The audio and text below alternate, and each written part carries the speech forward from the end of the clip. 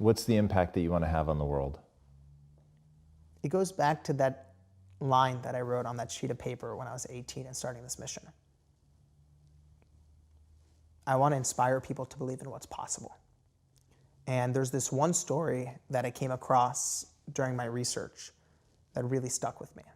It's a story of this teacher who is teaching in Teach for America in Baltimore. You know, really, really tough school.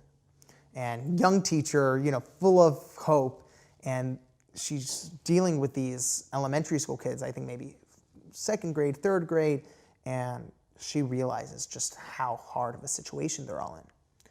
So one day she decides, all right, we're not going to do the math class today. We're going to instead draw pictures of our biggest dreams. And she passes out sheets of paper to these kids and crayons, and all the kids start, you know, drawing pictures of what they want to be when they grow up. And there's this one young boy sitting in the corner of the class whose face is blank. And, you know, 30 minutes goes by and he hasn't even picked up a crayon. And then finally, his eyes light up and he starts drawing. And at the end of class, you know, the kids pass in the papers and the teacher is reviewing them once they leave, and she sees that young boy drew a picture of a pizza delivery man. And the teacher was very concerned. So she called the mother of the boy and she said what happened, and the mother wasn't surprised at all. The mother explained to the teacher that the only man in his life is his uncle, who's not on drugs and not in jail and delivers pizza.